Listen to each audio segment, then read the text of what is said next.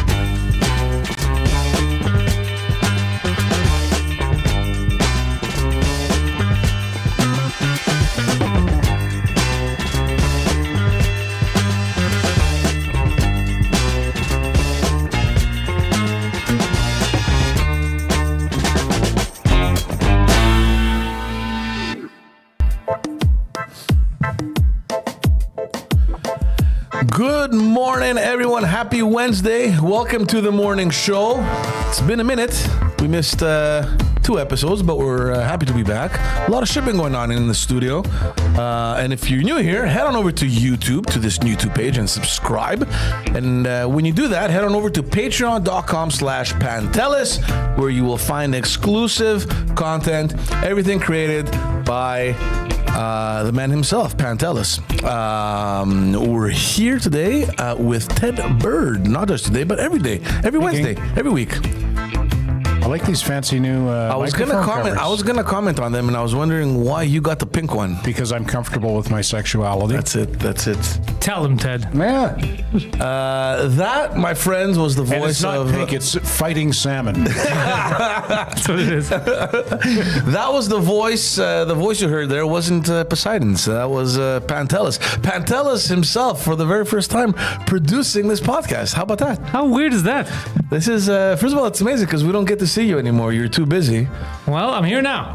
And then the message we got is fucking Poseidon is away. He's in an Italian The prison. man, you know, here's the thing. Here's what I was thinking. The guy that we respect the least here in this studio, the guy that we make fun of, decides to take a trip and everything goes to shit. Hey, you get too used to him.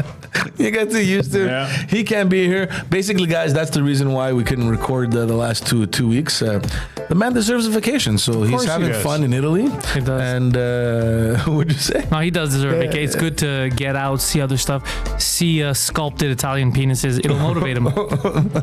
Yeah, has he gone and seen Michelangelo's David? Just today, I just saw his story. Yeah. Yeah. And was he remarking on how undersized David's penis is? No, he said that's a good size, and they had to kick him out for licking. So Wait, so he finally went to Rome? Because when I spoke to him, it wasn't part of the plan, I think, to go to Rome. But didn't he have videos from the Vatican on his Facebook page or on his Instagram? was it the Vatican? I don't know. I'm not, because he told me he was going to go don't know, somewhere, everything in Italy looks Florence, or I can't remember where. Everything in Italy looks like the Vatican to me. I see a Yeah. big church, I go, that must be the Vatican. It's so nice. It's so nice because Italy wasn't subjected to so much. Destruction during the war? Well, not only Parts. the war, but throughout its history. I mean, compared to Greece, it was subjected to so many conquests. And the good thing about Italy is that the ancient stuff they have is still up. It's still standing. It's still beautiful to see. Yeah. Whereas most of the stuff in Greece is all in ruins. Yeah, he's talking about just the regular streets and. So how's it going, man? I'm good. I'm happy. I'm happy to be here. I'm just very tired. There's a lot of stuff. So I'm a tired man, tired individual. You're all over the place, man, which is a good thing. Yeah, Which is a good thing. That's what we were discussing. We were saying it's better to have this than not do anything. For sure. Yeah. Fuck, absolutely. Speaking of which, guys, I don't know if you're aware, but there was another episode today released of Standing By, the Terry and Ted podcast. No guest this week, just Terry and Ted. Just same old Terry and Ted. Which, for the record, are the best episodes. You know what? I was watching it yesterday and pulling some promo clips and thinking to myself, like we have great guests, and we're happy when we have guests. But I wonder if sometimes the guests get in the way. You know what I mean? Well, for sure. Okay. And see, I'm just going to refer to something you guys were saying because you were commenting on other podcasts where the hosts take so much space. And it's like, fuck, shut up, man. You brought a guest. Why don't you let the guest speak? Yeah. You guys do that, right? And it's fine. I mean, that's what you have to do. You guys are experienced broadcasters. But for the people that are fans of Terry and Ted, we want to hear Terry and Ted, you know? Yeah, And, well, I think we're finding a balance, Pantelis? I think this season, out of 10 episodes, there are 2 that are Terry and Ted solo episodes. I think maybe we could double that. I think maybe if we did 4 out of 10, just Terry and Ted. I mean, for me, I think the main should be Terry and Ted, and then sometimes there's guests. It's so good, Terry. Like All it's right, the well, best listen, episodes. you're the podcast king and the producer, so you tell us. You could how see it by should the work. comments too. You could see by the comments. People love that stuff. Yeah. Yeah. I mean, at the end of the day, you do whatever you want. I mean, it's your show. But I do enjoy Terry and Ted as well. Yeah. But I put Ted and Ted just now on screen just so Ted people and see. Ted, yeah. It's just 2 Fuck Teds you, talking Terry, to each get other. out. that's so funny. It was amazing. My show now. It's just Saw me. that? 2 of me. But at the same time, when you have guys like Terry and Ted that have such a notoriety and the respect in the industry, you can pretty much call and get anyone you want. So why not take advantage of it, right? Yeah. I think that's something else And to consider. sometimes I find it's the guests who aren't necessarily celebrities who make the best guests. Like I thought the episode with Cleve Ziegler, the director of gynecology from the Jewish General Hospital. It's funny. I saw him last week. Oh, did you? Yeah. You checked on your vagina? Exactly. Yeah, I went in. I had a little bit of a burning sensation. You got a droopy vulva? Or what's going on? So I went to see him. No, my wife went to see him, and I was with him. But he was really good. That was a great episode. He's the funniest fucking guy ever. He's the best. Yeah, he's the best. funny and he's smart and he had great insights on the healthcare system and it was really interesting. And it reminded me not a famous guy, but a really interesting, funny guy. I kept going back to that episode because there's a part in the episode where it's like, I've always done this with my patients. None of them have ever complained. The accents and the mocking and all that stuff. And it's funny because we're waiting in the waiting room, and you can hear him yelling in his room. He's seeing another patient, and I can't remember what accent he was doing, but I think she was Latino, and he was talking to her in like broken Spanish, but loud. Everyone can hear. Yeah. Oh, yeah, he's like, what is he doing in there? But everyone is laughing. Yeah, he's a real character. He's amazing. Yeah, it's like as if Mel Blanc, who did all the voices on Bugs Bunny, it was like if Mel Blanc was the gynecologist. Yeah. He's so good. He's so good. He's so good. But yeah, man, I love that episode because we got this image of the healthcare system that directly from someone that has lived the ups and downs, and it's mostly downs these days. Somebody who's in the middle of it. Yeah, Mostly Downs is going to be my autobiography. Just me with my tongue out. Downs with a capital D. Yeah, and a Z. Downs. Get in touch with your syndrome. Oh my God! So what are you up to, man? What's going on? A lot. The stand-up. But what's taking a lot of time right now is the Star Wars Burlesque show. Yeah. Because it was a lot when it was in Montreal. It's 8 shows a week for 5 weeks. Yeah. But then I signed on to do Ottawa, which they added another week, so it comes to 3 weeks. So I'm in and out of here in Ottawa, and then they're back in Montreal in June. The day right after I do my hour at the Bordel, the 4th, the 5th, I think we start right up here for another 2 weeks at the Rialto. Shit. So that's going to take up a lot of time, and then I'm back to normal. Are you doing an hour of French at the Bordel? Yeah. An hour French. Oh, we should plug that, June 2nd, I think. June 4th. June 4th. There was 2 tables left yesterday, so I don't know if they're still going to be around. It's probably sold out. Yeah, well, it's going to sell out. So they already asked me if I want to add another date in July. Like, that's how fast it's selling. That's nice. It's nice and it's weird, too. I didn't expect to sell that fast, so I told her, let me think about it. I don't know. Just do it. I might. Yeah. Well, she just messaged me as we speak right now. She says, have you made your decision? What's the Star Wars Burlesque show? Explain that. It's The Empire Strips Back. I'll bring it up for you guys. The Empire Strips Back. That's so funny. It is. George, you've seen... You've showed me a couple of videos, yeah. I'm very surprised, George, that you haven't come to watch me do my thing. Yeah. Tough to sell to my wife. Well, she's not a big fan of space, huh? She doesn't like Star Wars, yeah. No? Yeah, but this isn't Star Wars. It's a Star Wars spoof. It's making fun of Star Wars, I assume, right? It's not making fun. It's just a burlesque show, but it's with the themes Okay. of Star Wars. So I'll show you. I've never seen a burlesque show. Have you seen a burlesque show? I don't think so, no. Like I've been to a strip joint. Yeah, that's not really burlesque. Burlesque is a little more artistic. It's not just here's my tits and here's my snatch. Well, old school burlesque was different, but this is like very like it's high production value. Look, they got the Mandalorian masks and shit. Those are that's the Imperial Guard. It's very very. It's This one of is my favorite from the dances. show that you're hosting? Yeah, this is the show I'm hosting. I don't want to see fucking Jabba, Jabba the Hutt naked. there, Slave Leia. No, but I mean, look at the production though. I mean, it's looking at Production value is great. yeah. It's amazing. It's such a fun show. Plus, you get to see me sing and dance as Darth Vader. It's a good show. That's cool. Yeah, Darth. That's amazing. Who produces it? This company they produce all kinds. They from Vegas. They do all, like it's not like a small thing. It's not a Montreal thing. This is an international thing. And so you host the ones in Montreal and Ottawa? Yeah, and we'll see if they add. They're looking now to add more stuff out west in the fall. I don't know if They they're do going to Toronto? They already did Toronto. Toronto's Yeah. where they started, and then there was another host, and they asked me to go. A guy came and saw me here at the Bordel, and he asked me if I was interested in hosting. Nice. Very nice guy. I thought he was joking. I thought it was a made up thing. And then I went to. He flew me down to Toronto to watch it, and I saw it, and I was like, "Oh fuck, I'm in over my head. Like I'm not qualified for this." I was like, "No, you're good. You're gonna be able to do it." My thing was just the singing at the end, all that shit, like learning a whole So song. you actually you sing during the show? Yeah. That's cool. That's Look at you. the big finale is I rap. And song and dance guy now. The big finale is I rap. He's not even gay. Oh my goodness. He's not even gay, and he's doing song and dance. Song and dance. Yeah, I'm borderline. I mean, the fact that your wife actually let you do this. What do you mean let? Yeah, she's. That's a weird thing to say. Honey, I have a show. It's gonna be a bunch of half naked women around me. No, I told her it's for NASA. I'm just exploring space stuff. Oh my goodness. At least she knows where he is. At least, yeah. At least there's that. At least there's that. But you went down south too. You went to Miami. I was in Miami as well. Yeah, that was nice. Dude, I know why people live in Florida. Florida's amazing. I heard it's very hot though in the summer. I've never been. Well, look, now it wasn't very hot. It was fine, but shut the fuck up. Yeah. You complain about heat here. All you dumb Montrealers, like, it's so hot in the summer. It's so cold in the winter. You're never happy. That's the curse of Montreal. It You're is. a bunch of bitches. It is. You know what? I never complain about the heat in the summer because we don't have a summer to begin with, so I take fully advantage of it.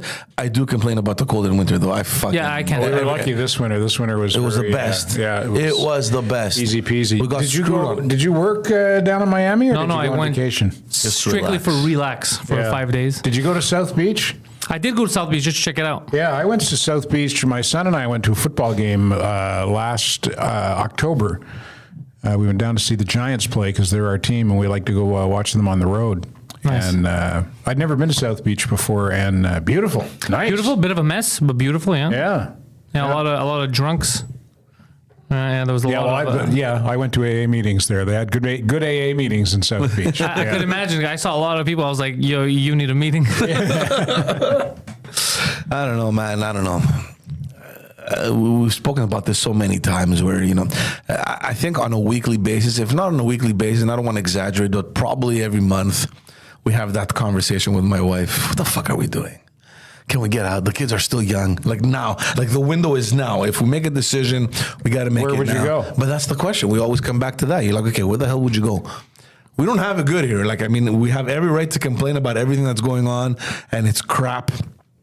And but you guys, you have a successful company, right? You're not in trouble or anything. You're not scrambling. I should not be complaining about anything. Yeah. honestly. In a capitalist country, you shouldn't be complaining. But seeing as how we're semi-commie, you should be complaining. We're getting there. Right? Yeah, no matter how hard you work, who cares? They're taking all your money. So what does that mean?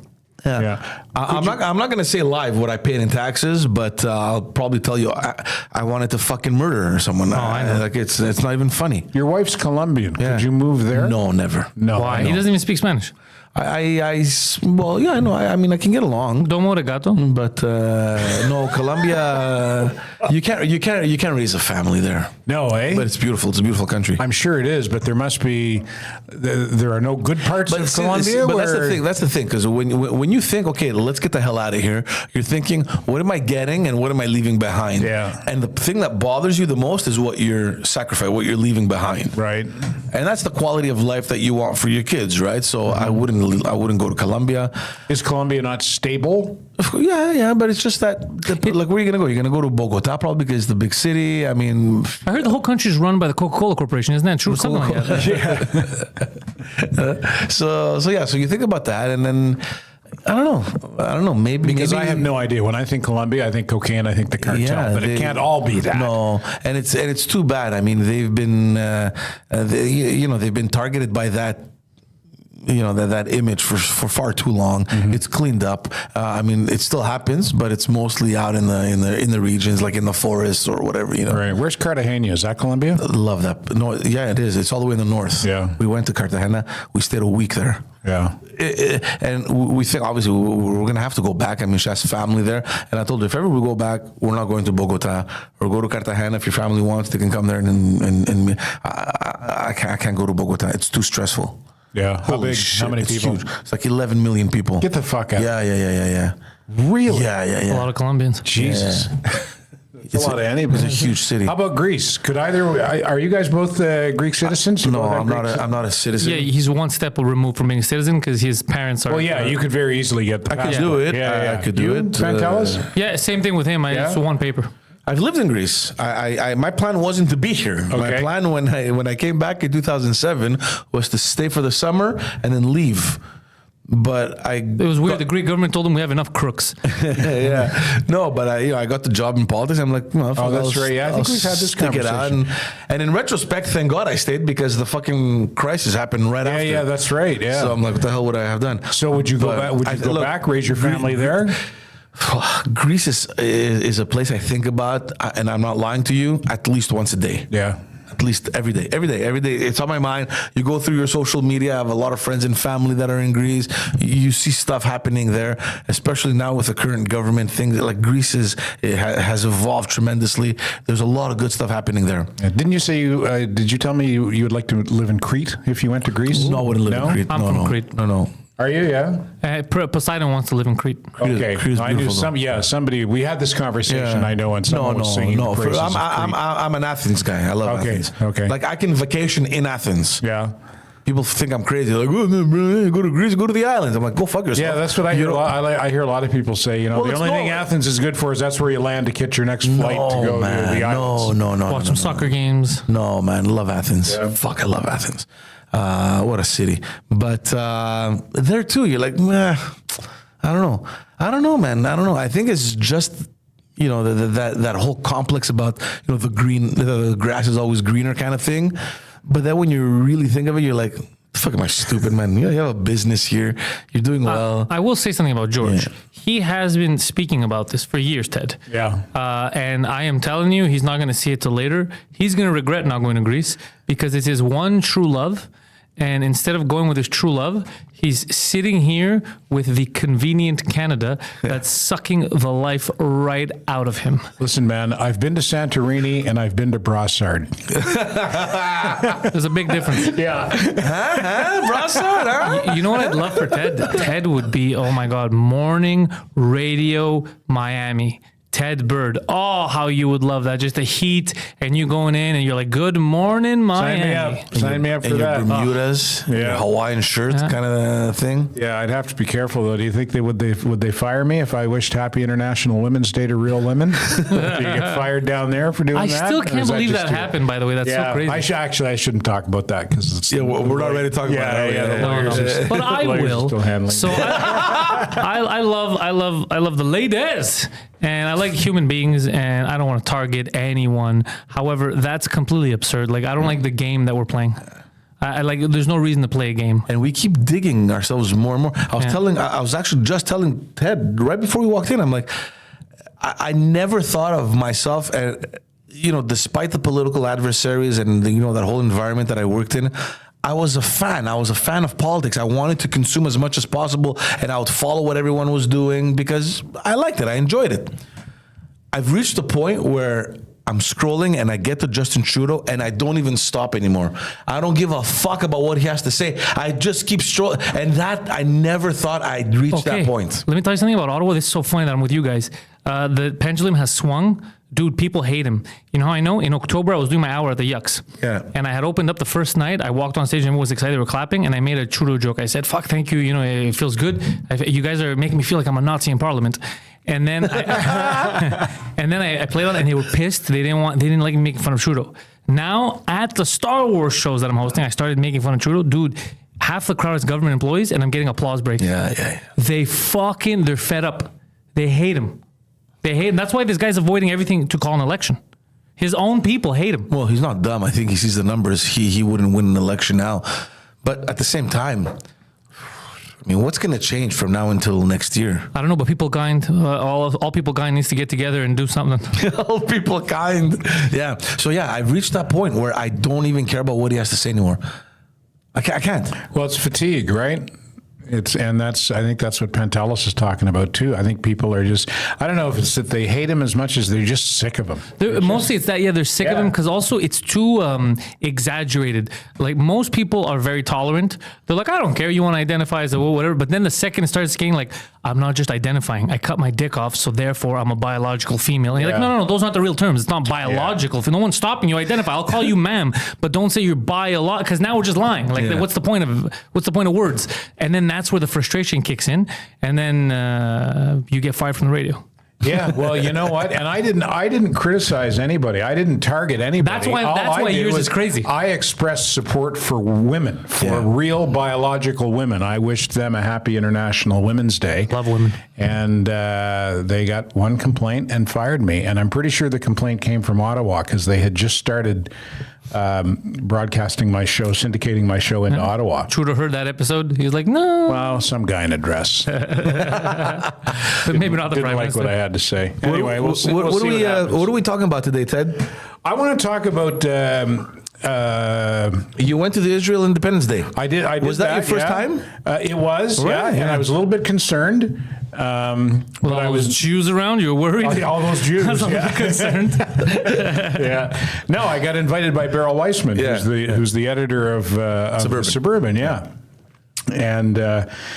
And so I thought, I mean, I got a lot of friends in the Jewish community. I support Israel in this whole thing, and I thought, I'll put my money where my mouth is. I'll show up and. Nice. I used to go to there every year. And I was, I thought, I hope I don't catch a stray round from an AK. Yeah. But the cops did a great job of separating the Israeli Independence Day celebrants on one side of René Lévesque in Place du Canada from the much smaller number of pro-Palestine / anti-Israel demonstrators on the other side. What's the temperature, Ted? You're a good person since you were there to see this. What's the temperature with the Jewish community that was out there? Because there is a difference between being pro-Israeli and anti-Palestinian. They're not exclusive. All they were doing was celebrating Israel. They weren't talking shit about Palestine. And nobody said word one. Well, I mean, in some of the speeches, there were some people who said, who were like, Israel will not back down. And, I give that to Israel and to the Jews, man. I mean, they've been through the ringer so many fucking times over the centuries that they've had it. They've had it. They fucking had it. They're not going to be pushed around anymore. And I don't blame them. But isn't it complicated? Because my thing is, of course it's so fucking complicated. It is complicated, but this is where I come from on the whole thing, Pantelis. I've lived in Montreal for almost 40 years now. I've made a lot of friends in the Jewish community. I've worked with a lot of people in the Jewish community. I've known Holocaust survivors. There are very few of them left now. They've just because of the passage of time, most of them have passed on, but I knew a lot of them. And I know a lot of my friends are directly descended from Holocaust survivors. And after October 7th, I remember my ex-wife saying to me, my ex-wife grew up in Hampstead. She's not Jewish. She's a shiksa. And she could have married Mitch Garber if she'd played her cards. When they were just teenagers, Mitch Garber had the hots for her, and she was like, piss off, Mitch Garber. And now he's like one of the richest fucking guys in the world. Anyway. He didn't get any better looking, so I feel like she made a good choice. She said to me, like a couple of days later, she said, my friends are scared. A couple of days after October 7th, she said, my friends are scared. And she has one friend whose last name is Israel. And she's afraid to say her last name in public, or she thinks twice now if someone says last name, and she doesn't. She'll give her married name. Well, that is goofy. I'm with you. That shouldn't be happening to and anyone. Anyway, what I was building up to was when that community feels a collective sense of unease and foreboding because of their direct experience with having immediate family members rounded up and put on trains and taken to camps and put in gas chambers or just taken out into the woods and summarily shot, when they feel a collective sense of unease and foreboding, that resonates with me. That has credibility with me. And I don't fucking blame them for standing up and defending themselves. I'm just mad about the decisions they've taken concerning the weather. Are they controlling the weather? That's what I heard. Yeah. I know the Russians used to control the weather, but I thought when the USSR broke up, they sold that equipment to the Chinese. But that whole situation, I've been looking deep into it, Ted, and not like from both sides, from everything. It's hard to get to so understand hard to it. get because at the end of the day, this is what bugs me: is the only Jewish people that are dying and the only Palestinians.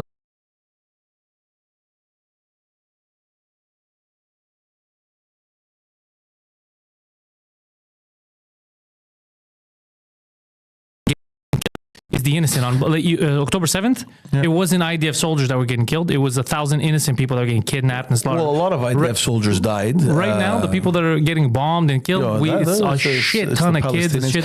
But you know what, Pantelis? I mean, that's war, and that's the thing. It's war, and there's collateral damage in every war, and it's sad. And you know, I mean, and we've said this so many times on this show. The situation here isn't against the Palestinian people. They are just a result, and their suffering comes from this group, this terrorist group called Hamas that has been hiding amongst them for decades now. True, but they're eating, like, I don't know, like it's I'm very conflicted with the whole thing because where does it end? Like right now, if we have a bunch of terrorists that are hiding here, let's say in this building, we're going to get bombed, even though the podcast has nothing to do with. It's very. No, I know. Think they could hold off till 11:30? I hope so. But speaking of which, I mean, look, the situation is it's a disaster. What's happening in Gaza? I mean, they were borderline ready to declare. What do they call it? Starvation or whatever it is. So people have humanitarian crisis. Yeah, well, it is a humanitarian crisis, but I think they were about to describe the situation there as a literal starvation. People had nothing to eat. Now they're moving into Rafah. Famine. Yeah. So now they're moving into Rafah. And again, just go back to what you were saying. Where and how and when does this end? I feel terrible. I feel terrible for everyone. And this is not the first time that Israel has had their military taken hostage. And it's part of their thing. They cannot leave these people behind. They've in the past exchanged with Hamas. We're talking about some of the top terrorists here that they had arrested. They gave them out just so they can get one soldier. I don't know if you guys remember that. Forget the soldier's name, Yoel, or I can't remember. It was a very famous situation over there. It made a lot of international news because they gave I think one or two of the top terrorists that they had arrested in order to get back one soldier. So for them, it's crucial for all of them to come back. Of course, we don't even know if they're still alive to begin with. So yeah, no, it's horrible. And onto that situation, I don't know if you guys followed this week, the International Criminal Court. The top prosecutor at the court is seeking to have an arrest warrant for Netanyahu and his defense minister, as well as three top leaders of the Hamas.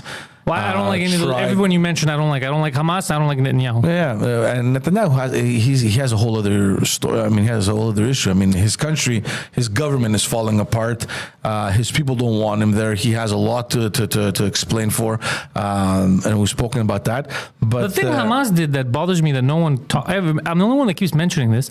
Is in the beginning, right? October 7th, the leaders of Hamas, they knew what they were going to do. So 2 weeks before, they took their families and they went to Qatar Yeah, well, that's where they live. The leaders of Hamas. That's what I'm saying. And they got out of the way, but they also brought their families in Qatar. They brought their families, and then after, when all the collateral damage stuff, they go, "Oh, it's a risk we're willing to take. We're going to suffer." But no, you're letting other people suffer because your family, you moved them out before everyone got bummed. I thought Jeff Kovac gave really good perspective on it when he was on this show back in October. I think the first Wednesday after October 7th, October 11th. If you look up this show, the morning show on the Pantelis Comedy Network from October 11th, not now, after this show.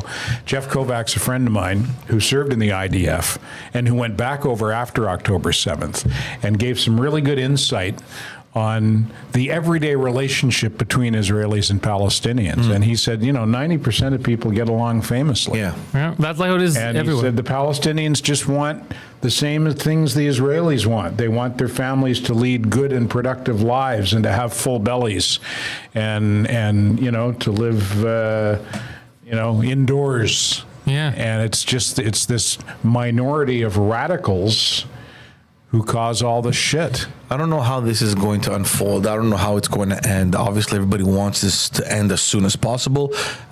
So on top of that, this is what I was saying. The International Criminal Court has issued, well, it hasn't issued, but the top prosecutor requested an arrest warrant for these people to be tried for war crimes That would be against like, humanity. to me, that's like, if it's 1943, okay, we're going to issue an arrest warrant for Hitler and Churchill. Yeah, but I was listening to a lot of comments this week since that announcement came up, and it's the first time this happens ever. That in one conflict, the ICC says, "Well, both of you guys are responsible, so we're gonna issue." Well, they haven't issued anything yet. I mean, They're discussing it. the request has been in there. What authority does the International Criminal That's the Court thing. have? They don't have any independence where any policing force to come and get you. So basically, they just rely on So it's the posturing. trust. It's not that because I mean, They rely if on you're your a country goodwill to go get arrested. No, if you're a country that has signed the treaty. Which treaty? Whatever that one covers the ICC? Yeah, that established the ICC. You have somewhat of an obligation. So let's say, for example, Netanyahu were to travel to Canada. Canada was among the pioneers that actually created the ICC. Okay. Canada would have to arrest him. The U.S. hasn't signed it, so he can travel to the U.S. if he wants. So basically, all it is like it's a travel ban. Yeah. Stay in Israel. But then again, I don't know what happens in the situation. I'm not sure if Israel has signed the treaty there. But what happens if you're in a country that has? Let's say, for example, we're in Canada and the ICC is issuing an arrest warrant for me for war crimes. I could see it. So does the government of Canada can Canada arrest me since they've signed on to the treaty? I don't know how it works. In any case, they don't have like a police force that comes and arrests you. Yeah. So they rely on the goodwill of the. And good luck either going into Gaza to arrest Hamas guys or going into Israel No, to it arrest wouldn't happen. Netanyahu. It wouldn't happen. Good fucking luck. It wouldn't happen. And these guys, I mean, the Hamas guys, they're okay because most of the countries they go to are in the Middle East. None of them have signed obviously these things, so they're all in Qatar or wherever the hell they go. So they're safe. But Netanyahu, where the fuck is he gonna go? So it's bogus. I'm curious to see what's gonna happen if the court is actually going to issue the arrest warrant. It's the first time that they like you said, they issue it or they request to issue it for both sides. I don't know. There's so much shit happening with that situation. Do you think Israel took out the president of Iran in that helicopter crash? I don't know. so. Here, look. I didn't think so, but as soon as George said, "I don't think so," I was like, "Okay, they probably did." That's just historically how it works. The truth is, if you think about it, they probably did. That there's no such thing. The best detectives tell you there's no such thing as coincidences. This is too much of a coincidence. It doesn't happen. And but you don't think that the Iranian government would have said right away jump to the conspiracy theories that it was taken down and we're going to come after you, blah blah blah, because they said it was bad weather conditions. Yes. The helicopter should not have been flying and it crashed. So here's what I'll tell you. I don't know. I wasn't there, so it could just be bad weather conditions. But what I will unless tell it was you, an inside job from Iran. So they cannot either way. Iran cannot admit to it. If it was an inside job, it's too much of an embarrassment to admit that there's so much dissidence within the regime, so they'll never admit it. if they know for a fact that Israel was able to go in there and do that, they can't admit that either because that shows weakness. Yeah. Like whenever they want, they could pick you guys off. So they're fucked. They're tied up. Even if they know for a fact that it was an inside job or it was Israel, gotta they keep their can't mouth say closed. shit because they're going to lose so much credibility. So if it was Israel, that was a crazy smart move because they knew they had them on the ropes. The people of Iran didn't like that guy. Apparently, that guy was a real piece of shit. No, they call him the butcher of Yeah. Tehran. Yeah. So Even before, when he was the attorney general, he's the one that killed so many political dissidents. Yeah. but they still have the Ayatollah of rock and roller. Yeah. The Babylon Bee did a great piece. If you'll allow me a couple of minutes, the Babylon Bee being the satirical news website. Iranian president asks manager of Paradise where all the virgins are, and if it'd be possible to turn the heat down a tad. Following the death of Iranian President Ibrahim Raisi in a helicopter crash over the weekend, the deceased leader questioned the furnishings of paradise and wondered why it was so crazy hot up there. I was expecting more virgins, 72 to be exact, Raisi commented. And why is Jannah so hot? And who's that scary-looking man with the pointy ears and pitchfork laughing at me? This is supposed to be a garden of pleasure. Why should I talk about all of this? As a devout Muslim and committer of only pure and righteous deeds, and now deceased Raisi told reporters he was confused about why paradise was on fire, something he'd never read about in the Quran. I never did a single thing wrong in my life. I mean, I did help orchestrate the slaughter of 1,200 Jews on October 7th, but surely that would please Allah. Why is paradise so hot? And where's all the stuff I've been promised? At this point, I'd settle for 71 virgins. They're so good. There was so much that came out. One, I sent it to you guys. It was a tweet. And, you start reading, you're like, oh, shit, is this serious? But then you're like, okay, there's a joke. They're like, Iranian president goes down in helicopter crash. It's immediately, the Jews are responsible. It appears that a former Mossad secret agent was flying the helicopter whose name was Eli Copter. Eli Copter. It was so fucking funny. And the other one, the funniest one that I heard was Iranian president gets stoned to death by mountain. But someone in the comments made a good point about war because it is, we're talking about the war. Because there's no actual Palestinian military, it's not like an army versus an army. It's technically it's not a war, right? Because the people that you're bombing are not army for sure. There is no army. There's no Palestinian army. No, but they never said they were going against the Palestinians. They said that we're going to war against Hamas, and we I get it, but that's not who's getting bombed all the time. The people that are getting. If we're being honest, no, I know, but if you like right now, but that's the thing, because if you look at it very objectively, when you know, and this is fact, it's factual, that they have infiltrated schools, yes, 100%. institutions, hospitals, fucking UN facilities in the tunnels.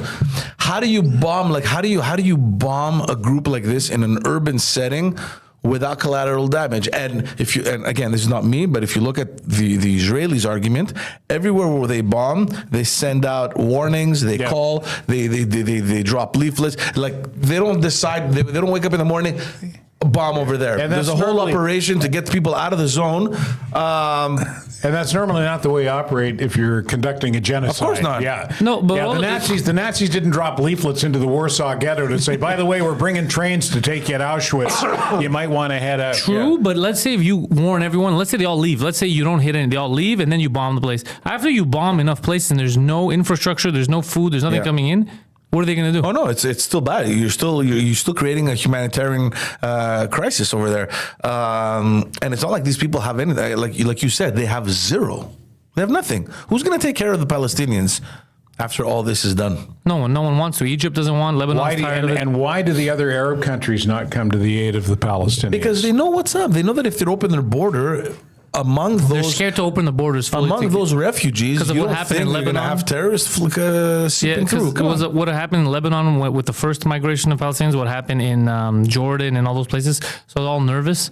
So they're kind of left alone. So all the people, they're born there and they're paying for the sins of their fathers, which I fucking hate. I'm always against that. Yeah. It makes me very, very sad. Not even mad, sad. There's kids just hey, we're here just because you were born in that location. You're the enemy. You're collateral damage. But it's also sad to see the indoctrination, right?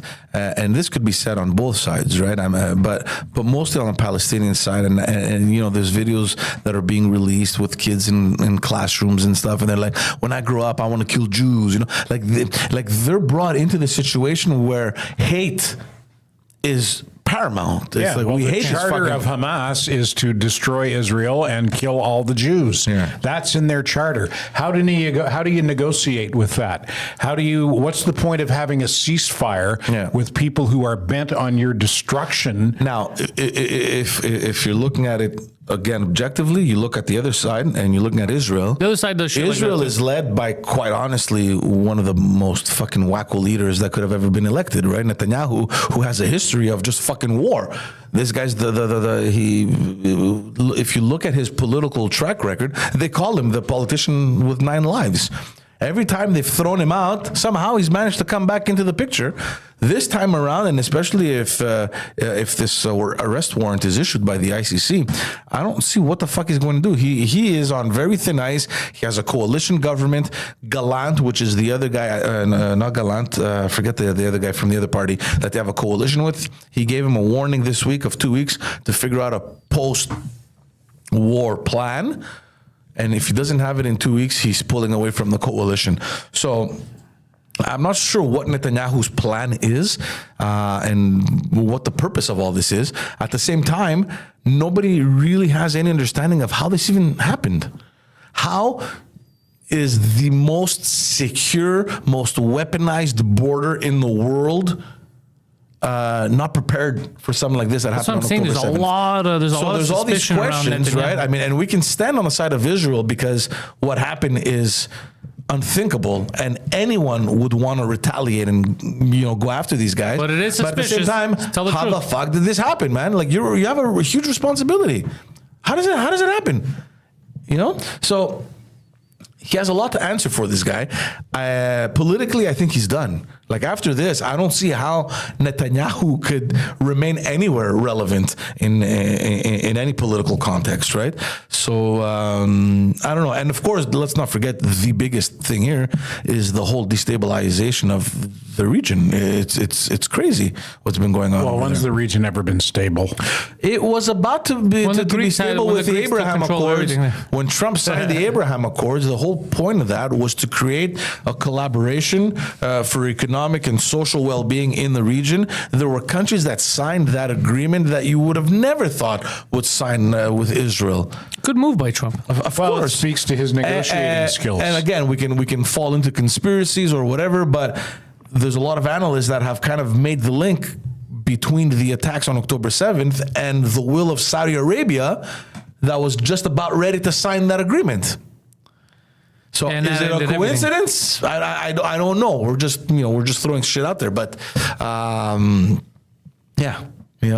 it was a huge thing. And of course now the Abraham Accords are done. They're finished. You're gonna have to renegotiate a whole new agreement. The context has changed, and it's sad because that was a huge regional development opportunity. So who would benefit from that being upended?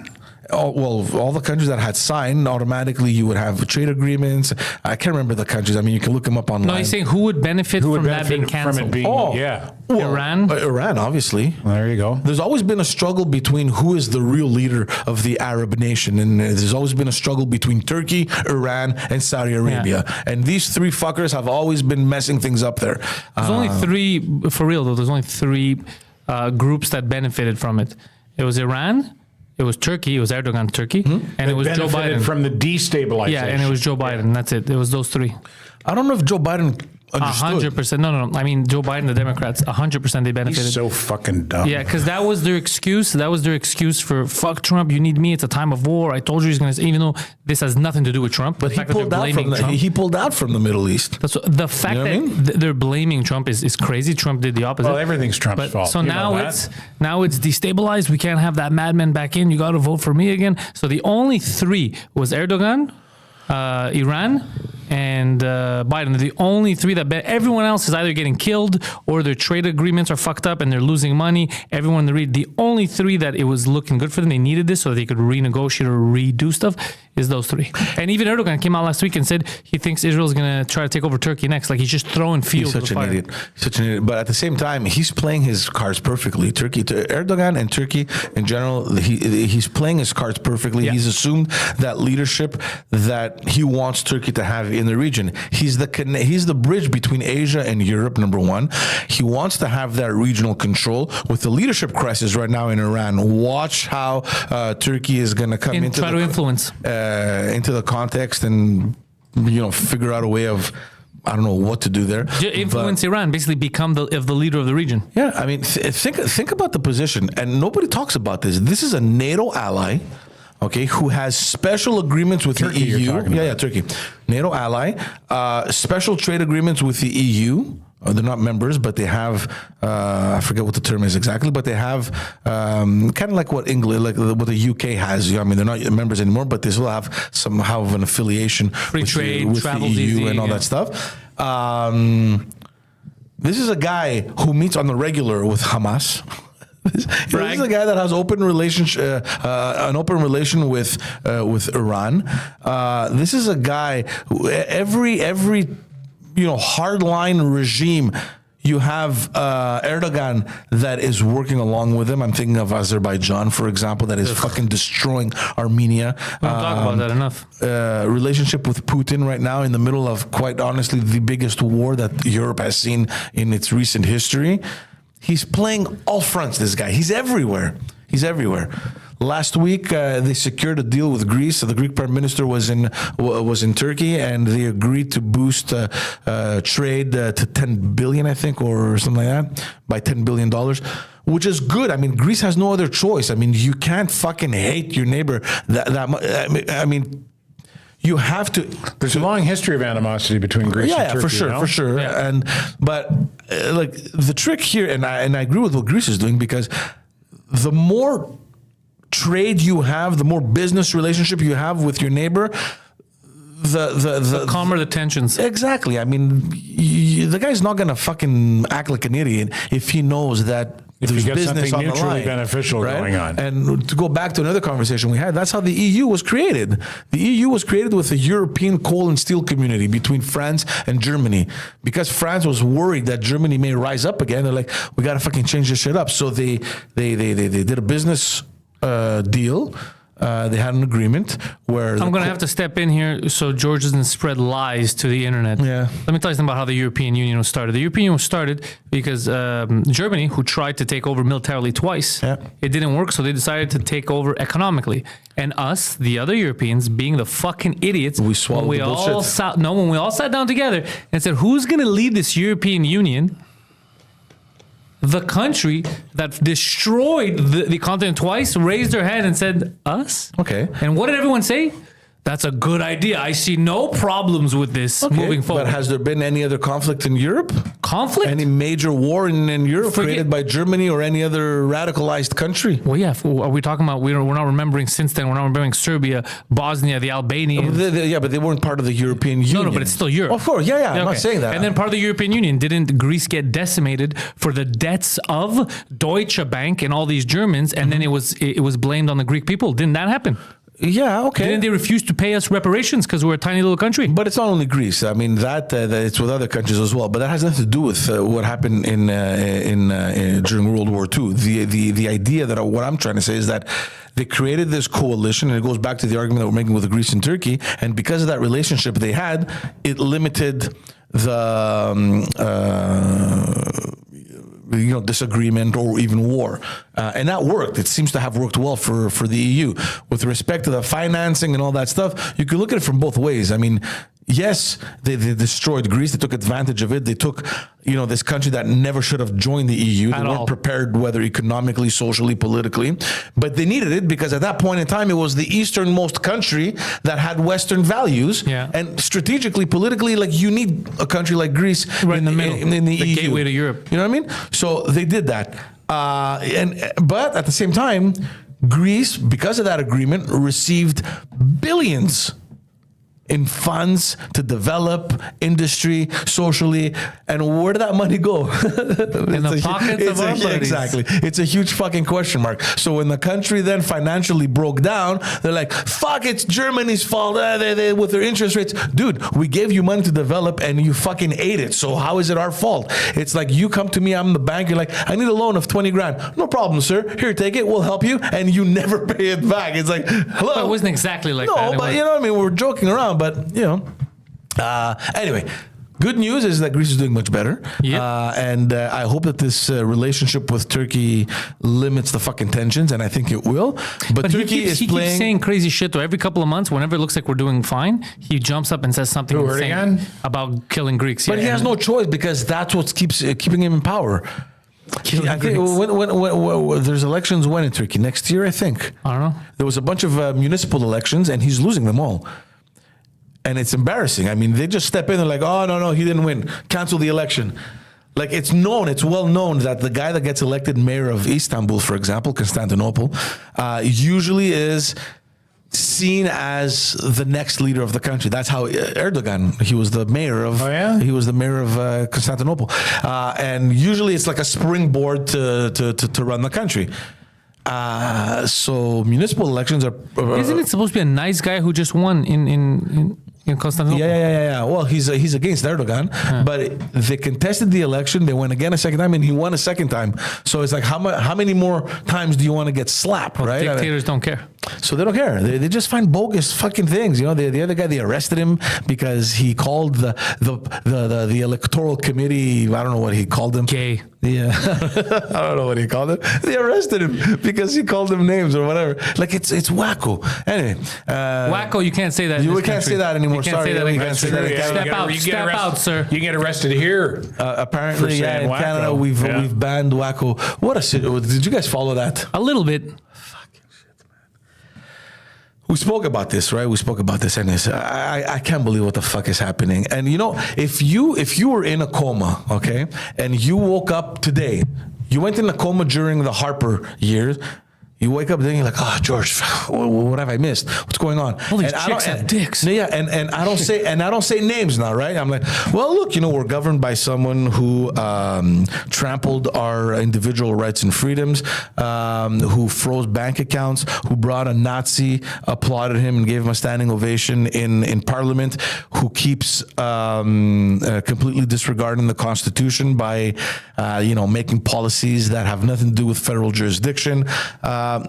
Wouldn't you think that we have an extremist in power? What the fuck is going on, right?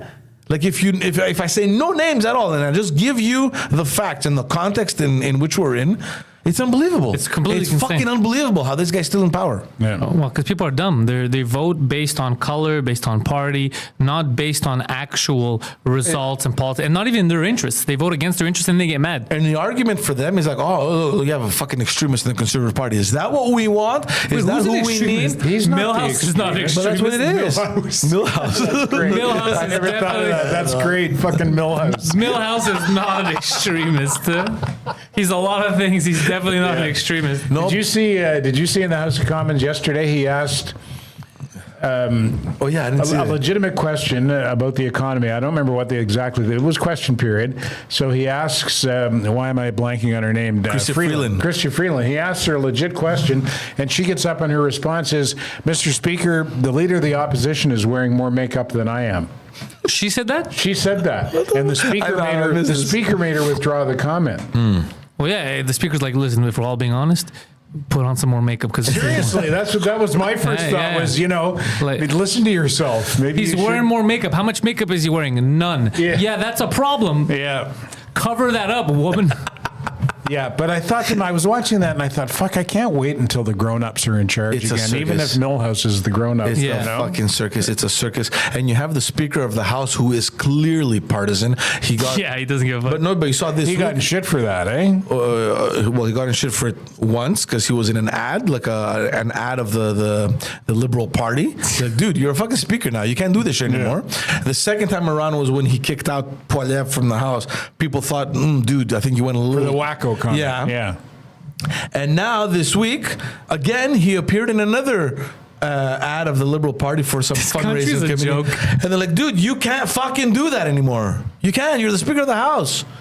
So the party apologized, the Liberal Party apologized, but at the same time, it's like, But they keep doing stuff and apologizing. but no, just step down. At this point, how can any MP in the House trust that your decisions that you make as a speaker are going to be objective? But if they make him step down now, that would be racist, though. Yeah. I'm being sarcastic. Yeah, it would be. I mean, I was all for it. The second you said racist, I was like, let's do it. Because that'd be the first card played, right? If they made him step down. Which is so crazy. It's a race. They're going to try to find a word, and then when people are like, well, technically it has nothing to do with race, they're going to be like, well, it's fucking homophobic. Yeah. And like, well, the guy's not gay. Then it's exactly. genocide. He can't be gay because you Genocide. guys are homophobic. Genocide. I don't if know. they- I don't know what the hell's going to happen, but the next campaign, whenever it happens, and I mean, I don't know. I've gone on record. I don't know how many times, even when we're doing these online, when I was telling you, he's gonna step down. Trudeau's he's gonna announce that he's leaving. I've been saying that even from before the elections of 21. Remember, I was like, he can't do the next elections. And he's still there, the fucker. Like I don't understand. Like I want to say right now that he's gonna step down. He won't do the next elections, but I've been wrong so many times. It's Well, like, how are you going to do the next elections? On what grounds? Like what What is track it, though? record? What track record are you going to fucking campaign Well, what on? they're doing is they're trying to demonize Poilievre Exactly. as much as possible. Exactly. That's what their whole strategy right now is. You think we're bad? Yeah. Wait till you get a load of this fucking and guy. it's sickening because you're spending so much money that you don't have. So we're in debt right now, Yeah. and you're announcing a shitload of fucking things. We're going to create this and blah blah blah blah. Dental Why care, haven't you done it in pharmacare. 10 years? It doesn't matter. The No, point is that's how stupid people I'm are. spending all Trudeau the money says now. we're going to live in a utopia. Really? Why hasn't he done it when he was in power even Yeah. before No, COVID? You fucking idiot. But look how fucked up this situation is. You're spending all this money that you don't have. You're announcing all these new programs, and obviously the last budget. I don't know if you guys followed it. It was 100% electoralist budget, right? He's gonna campaign and say, everything we gave you, these guys are gonna remove it. They're gonna take it away from you. Yeah. Of course they are, because they need to cover the fucking debt that you put us in. Fuck. And it's not going to be pretty. Like, Pierre Poilievre is going to have a very hard mandate should he get elected, because he needs to cover at least $40 billion a year to cover the whole. While also cutting taxes, because he needs to cut taxes. So I don't know how it's. I don't even know how it's possible to do both. So It is. There's a lot of stuff we spend money on that's stupid. Anyway. For example, Zelensky. Fuck that shit. I'm not funding him anymore. I don't know. Look, it's not gonna be pretty for him. The advantage though that he has is that people are so fucking tired of the Liberals right now that I think he's gonna get a pass. It's like, dude, as long as not the other fucking idiot, we're just gonna take it, But I have. You think who's going to get a pass? Poilievre, I think he's going to get it. Yeah. If it continues like this, he's going to get it. But What's his lead in the polls now? About 20%? he's ahead. He's destroying everything. Now, only in do you- Quebec, he's the only province he's not ahead in Quebec because there's the block. do you know that I can get him ahead in Quebec if he does the French cast? But we're having trouble communicating. I swear to God, we have trouble Yeah, communicating. he doesn't. We've spoken doesn't about respond. this, and we have guys that are really close to him. Yeah, tell him French cast. Do you think Trudeau's ego will allow him to take the shit kicking that the polls right now say he would take if there were an election? He's going to ask the today? military to step in soon. See, for me, the answer is no, which is why I've always thought that he's going to step down. Why the fuck would you campaign? Why? Just leave. But he hasn't. No, he hasn't. So what's his I don't his know. plan? There's a lot of What's his game? there's a lot of analysts that I follow, and the argument that they make, which is an interesting one, it's very rare that politicians step down before the end of their mandate. It's this ego thing. It's like I'm there and I'm going to stay there until the end, till the very end. If it is, the people are going to decide. Yeah, his wife didn't have that You know what I same. mean? No, she didn't. She didn't. But and that's the difference between him and Mulroney. His old man stepped down, right? But he came back after. That's true. He came back after, and but they're comparing it a lot with Mulroney, and they're like, look at the difference in leadership.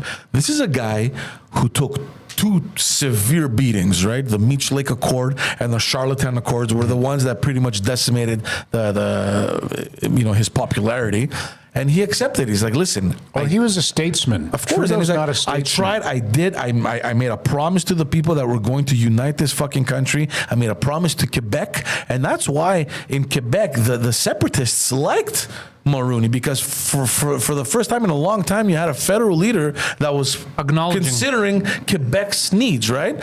And he failed at it, and he's like, how can I continue going forward? Like, what am I going to use? Like, what are my arguments? capital do I have left? It's over. I tried and I failed, and it's time to step down. And you do the honorable thing.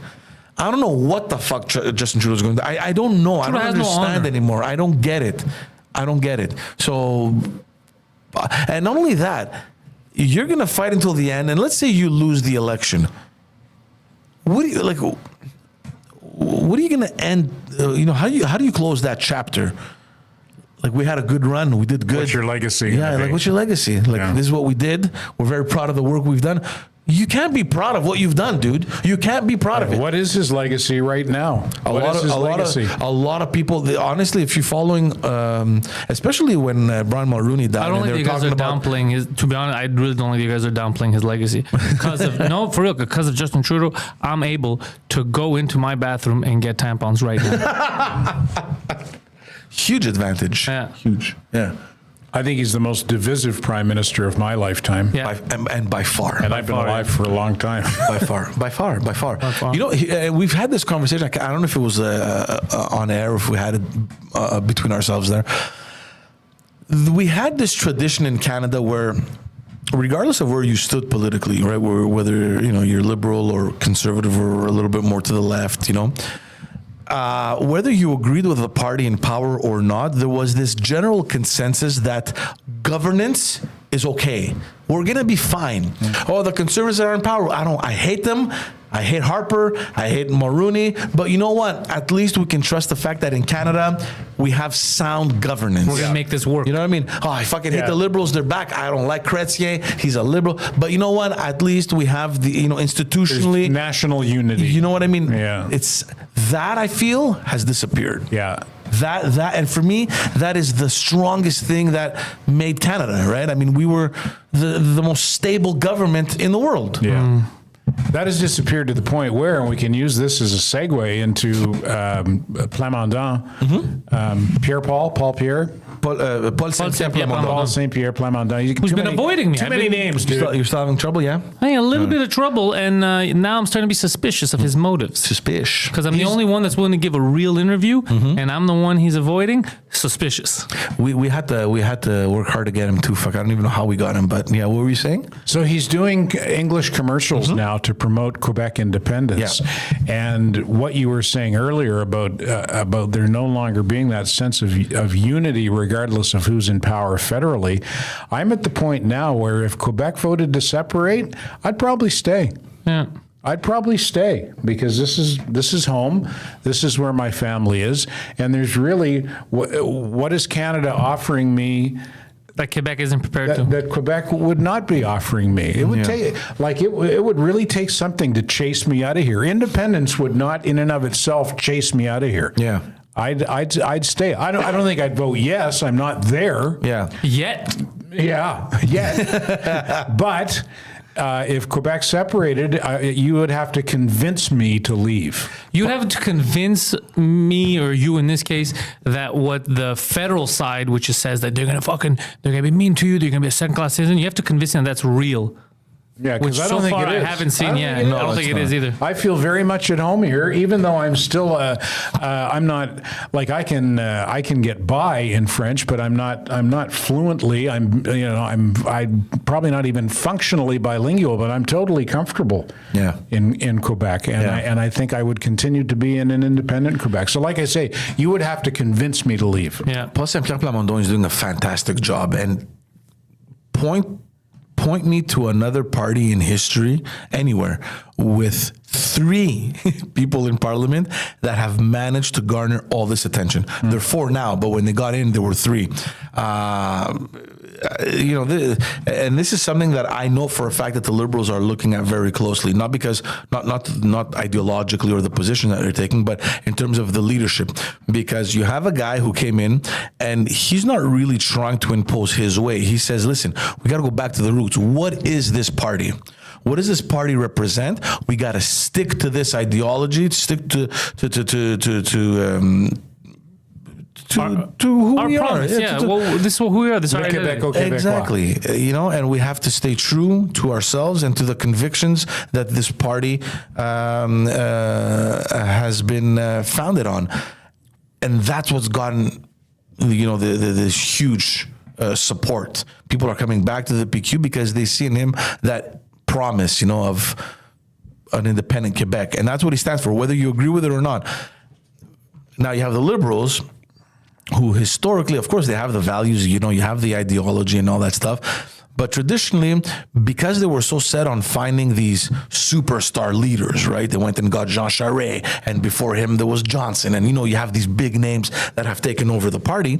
They're thinking, is that really what we need right now? Yeah, does that represent substance? Do we need, exactly. Do we need the figure or do we need the party? Yeah. So we know, because the issue that the Liberal Party has had since 2018, and a lot of commentators have said that, is that they've lost their direction. What do you stand for? So any point in time when the other parties propose something, back in the day, you knew exactly where the Liberal Party was going to stand, if they were going to be for or against it, because you knew that this is what the party stands for. And that was lost. They were like, oh, okay, where are we on this issue? Where are we on the other one? Let's have a debate. Fuck off. You know exactly where you stand. So the debate now internally in the party is, do we really need that poster boy to take us forward, or do we find someone that isn't as popular, kind of like the PQ, that is going to look at what the party has to offer and stand firmly with those convictions and to go forward? And even if we lose the next election, at least we have someone that we can kind of attach ourselves to. Which is huge. Yeah. One thing about Plamondon that really appeals to me, and about the PQ that appeals to me right now in the current Canadian political context, is Quebec for Quebecers. And I consider myself a Quebecer. And what did Trudeau say when he first came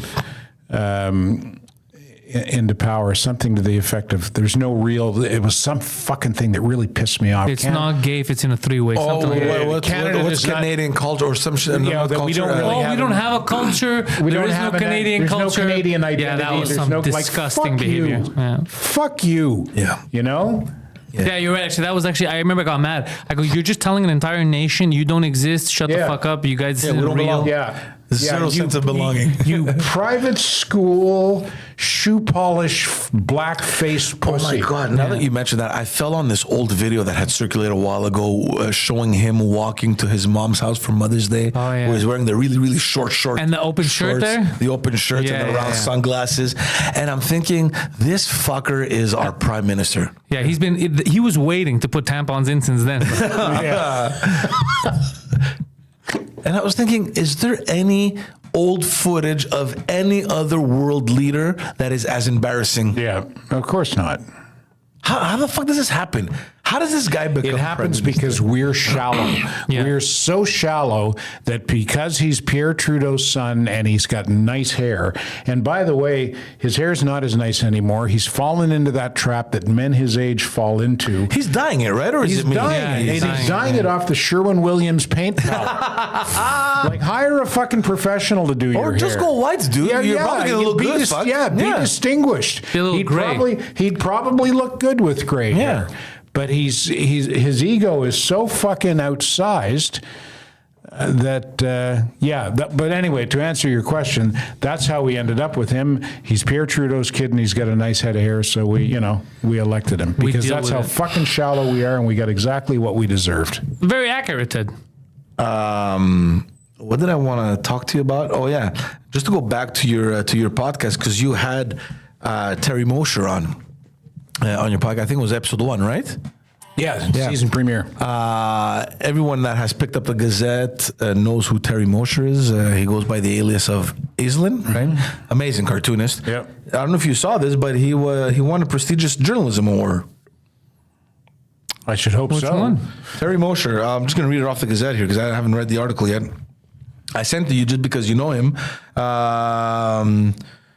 Terry Mosher and freelance political columnist Chantal Hébert, who I love, by the way, are only the 12th and 13th recipients of the Michener-Baxter Award since its inception in 1983. So I don't know what this award is. I guess it honors journalism. Well, Roland Michener is probably one of the namesakes. He's a former governor general. Yeah. And Baxter, that was a dairy back in the day. So. That's all I get. Yeah, so we want to, the Mosher is being recognized for his commitment to informing Canadians and lifting their spirits through humor that is cutting but never cruel. All lies. It's been cruel sometimes. Sometimes it's been cruel. Come on. I don't think you can be cutting without being cruel sometimes. Yeah. No, he's had some things where you're like, whoa. Like, Yeah. There's because I follow him on Instagram and Twitter as well. And there's a lot of stuff that he's posted that the Gazette has refused to publish. Yeah. So he just does it on his own. Put it on his social media, yeah.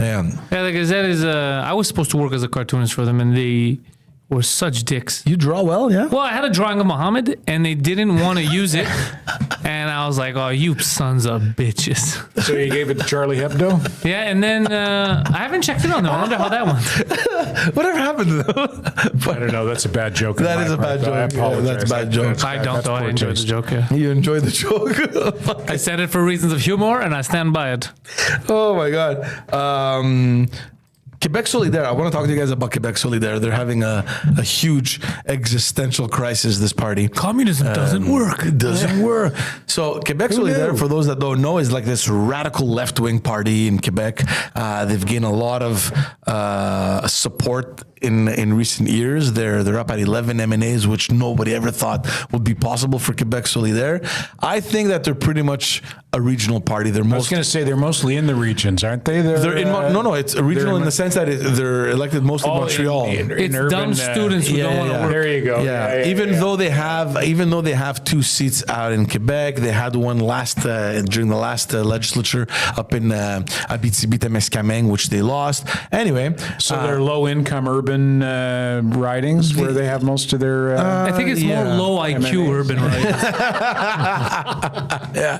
For being honest. Yeah. So, anyways, this is the type of party that promises everything, and they're going to do everything different, and they're going to give you everything you ever hoped for. Magic. And because they have. This is very interesting and everybody's been trying to figure out where it is. They have this magical tree somewhere, and this fucking tree just pumps out money. Oh, yeah. Yeah, they're the only ones that know where it is. Everyone's trying to find it, but I think the Cubans have that tree too. The Cubans have it as well. I think Cubans gave them the seed. They planted it. We don't know. It's a secret location somewhere. Venezuelans did the same thing, yeah.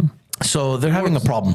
And this is the thing. Structurally, Quebec Solidaire isn't like every other party where you have a leader and then you have the institution and then the leader has his caucus and, everything is managed the way we know. They have a Politburo. They have, no, I'm not joking. It's a fucking Politburo. They have a secretary general that no one knows who he is. He's never shown himself publicly. And under him, they have 2 spokespersons. And one is supposed to be male. Another one was supposed to be female. And they're the ones that implement the decisions that members. Wait. So they're acknowledging that there is such thing as male and female. That's disgusting. Yeah, seriously, I'm offended. Yeah, exactly. So recently, Manon Massé, How's that guy doing? she stepped down as one of the spokespeople there, and there was an election for the new spokesperson, and the person that won. We said we're gonna have 1 male, 1 female. We can't just have both in one. So the person that won that election was Émilie Lessard-Terrien. She's the one that was elected last legislature in Abitibi-Témiscamingue and lost. So she won. She became a spokesperson, and she came in really motivated. She's like, "Listen, we need to." But she doesn't have a seat in the No, she doesn't. National Assembly. No. And for them, it was a huge positive thing because it's like, listen, we have one guy taking care of what's happening in Parliament. And we're going to have you going around preparing the ground for the next election, which is fantastic. Perfect. She came in with a plan. She was very motivated. She goes, okay, we got to implement blah, blah, blah, all these measures. And they just fucking blocked the shit out of her. They're like, shut the fuck up. You know what I mean? The party did? Yeah, the party. There's rumors circulating that Gabriel Nadeau-Dubois didn't really like her to begin with. So, he put a bunch Logic and reason have no home here. so a bunch of stumbling blocks so that she wouldn't she wouldn't move forward. She was requesting for like a press attaché to help her organize and to have a little team with her. They're like, we don't have money for that. Fuck off.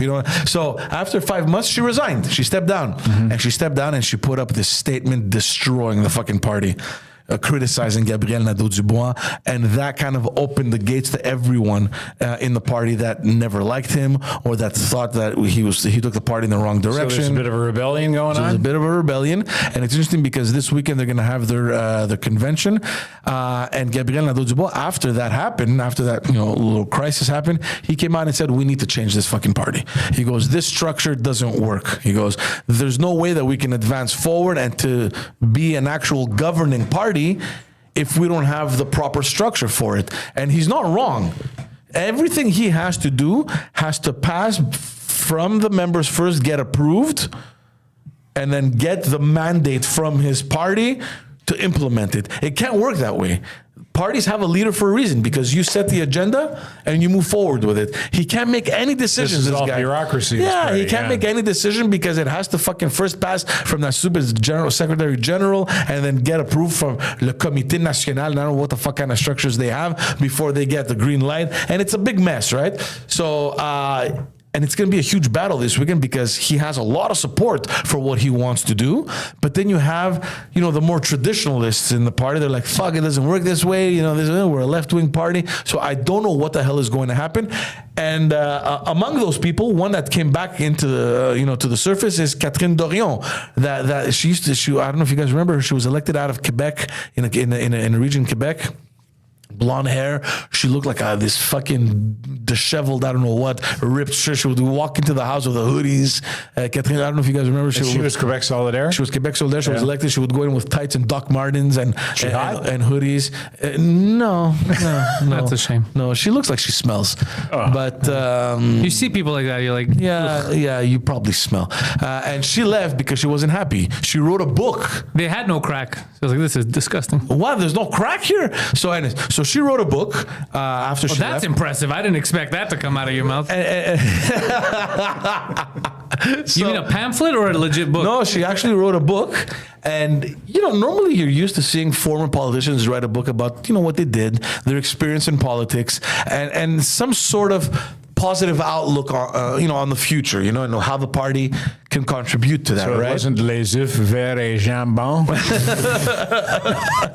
So what she did, she wrote a book destroying Gabriel Nadeau-Dubois. Destroying him, destroying the party, destroying the people around him. Sounds like nobody likes him. Yeah. Or there's just a lot of hardliners that just don't belong in that party, depending on how you see it. So I could never agree or support anything Quebec Solidaire does, but on this one issue, Gabriel Nadeau-Dubois is 100% on the right, in my opinion. This party cannot survive like this. You need to have one fucking leader. You can't name me a party that has had two heads. You can't. No. You can't make a decision. You can't move forward that way. So he's not wrong. If they proceed and they actually get the support and they manage to structurally change the party, it's going to create a rift. I don't know what's going to be the result. Maybe certain people are going to branch off and recreate, I don't know if you guys remember Option Nationale. There was this kind of fringe separatist party. That's where Catherine Dorion actually came from, Option Nationale. The reason why Quebec Solidaire has gotten this many seats is because they merged Option Nationale and Quebec Solidaire. So there's a lot of speculation on maybe that happening again, right? Kind of disgusting. So, all that. I'm still laughing at how's that guy doing? You don't know the funniest thing, man. When we used to do the show together, I brought up Manon Massé, and he's like, "Who the fuck is that, man? I don't think I've ever seen her." I'm like, "What are you talking about? You haven't seen Manon Massé?" And Poseidon puts up a picture of her, and he's like, "No, man, fuck, that's just." I thought it was like CGI. I thought it was a joke. They were making fun of Legault. I thought it was him in drag, and I was like, "No, this is bullshit. Who is this?" And then when I found out it was supposed to be a real human being, I was shocked. It was the funniest shit ever. Poseidon put two pictures next to each other, and they look exactly like it looked like Legault and drag. Yeah. Oh my god! Yeah, but even funnier than that, though, was Millhouse. I'd never heard that before. Yeah, really? Like Millhouse, is that yours, or did somebody else know that? I've been calling him Millhouse for a long time, but I'm hoping people pick it up. That's great, because that's what he looks like. He looks like fucking Millhouse. let's end on this. There's a bill that the Quebec government is trying to pass over here.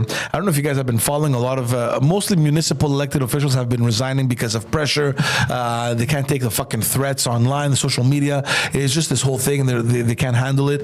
The mayor of Sherbrooke came out and said that she won't be running again. I can't remember who it was. I think in Granby she resigned. There seems to be this stress around, this position. In general, politicians, right? And you have the minister responsible for the municipalities of Quebec.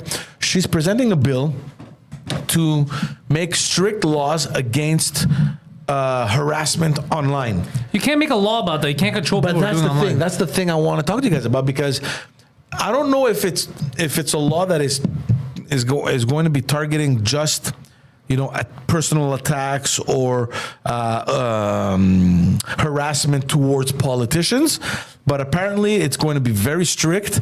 And I mean, for me, it's a fucking fine line between the freedom of speech. Well, yeah, that's the question. Is it constitutional? Would it stand up to a constitutional challenge? Because at the same time, I mean, if you're threatening someone, there's already provisions, right? I mean, it's already criminal. you're You not can't allowed do to utter- that. you can't utter So how threats. much more are you going to stretch that? And let's not forget that there's still Justin Trudeau's hate speech bill that is online harms that bill. bullshit. I want to go on record saying I hate that bill. Yeah, you and me no both. shit.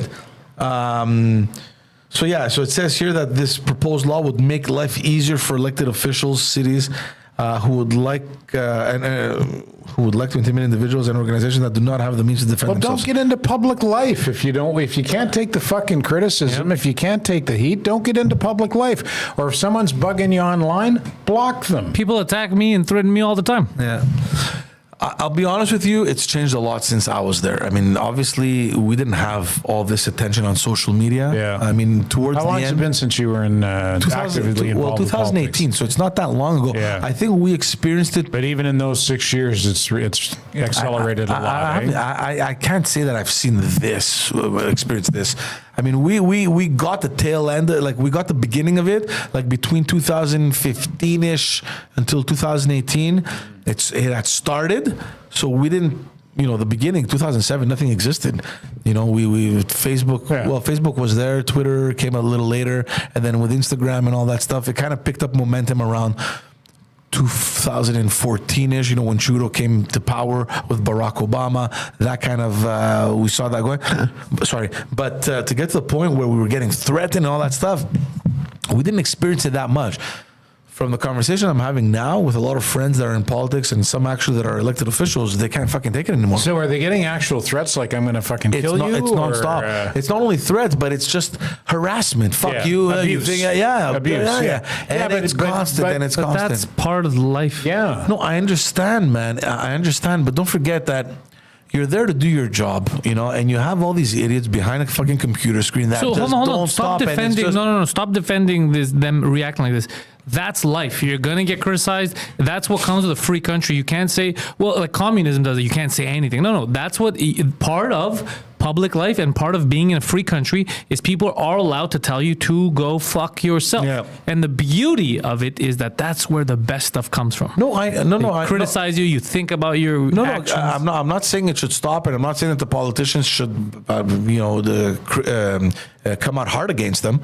And I agree with you. It's a fucking tough job. If you're not ready to do it, don't fucking do it. All I'm saying is that it seems, from what I'm understanding and from the conversations I'm having with former colleagues, it seems that it's a lot harder today to do that job than it was when I was there. Yeah, I and can see certainly that. way before me, obviously, because these things didn't even exist, right?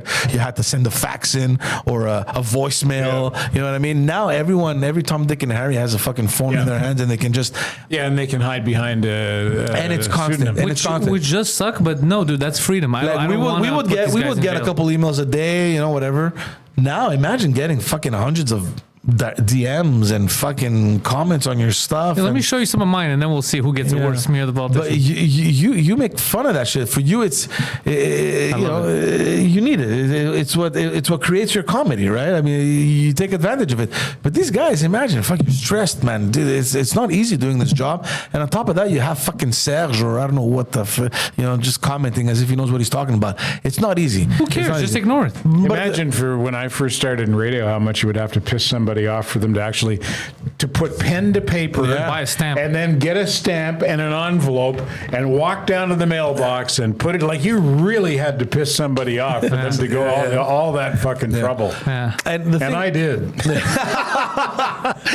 No, but I can only look. I mean, I have a soft spot for the people that are doing this work because I've lived it. I know how it is, and I don't know how it is now because obviously I can understand that it's much harder. It adds an additional stress to everything else that goes on right in your head, and there's a lot of stress in that job. I'm just worried that quality people may get discouraged to run for office, and it sucks because for me, like I look at Pierre Fitzgibbon, who is this super successful businessman. Legault did an excellent job in recruiting him. He's the Minister of Economy, Innovation, and Energy. I think he's doing a good job. That's not true. But there's rumors that he might step down. He might step down because, think of it, a guy that is worth millions of dollars that could be doing anything else in the world, rubbing shoulders with fucking billionaires and making deals, has to deal with fucking Monsieur, Madame, tout le monde from Saint-Clinclin du lac de je sais pas trop quoi, telling him that he's full of shit. No, I'm not, dude. You know, no, I know who cares, dude. And I agree, and I'm with you. I'm like, who gives a fuck? But you don't need that. I don't need this shit. What he said, and I agree with what I don't need it. He doesn't what need you're it. saying. If he For what? doesn't- For if he- 130 yeah. grand? Fuck off. Yeah. Fuck off. All right. Having said that, Ted Bird Speaking. has a hit podcast called Standing By with another radio legend, Terry DeMonte. It's right on this network. You can also get it where most people get it, Spotify and iTunes. Links are very easy to find. They're here. The new episode just dropped today. Check it out. It's Terry and Ted solo, one from the classic years. Ted Bird is also online. He's on the Twitter. He's tweeting. Our friend George Chandrizos is also online. Doesn't tweet as much, but he observes. He's like a public masturbator. He's there in the shadows. He's in the shadows feeling good about whatever you tweet. Check out George. He's got Politiquement Parlant. He was the man behind the Backstage podcast. Links are in the description. PantelisComedy.com for all of my stuff. Patreon.com/Pantelis so we can keep the lights on. Thank you. Take care, guys.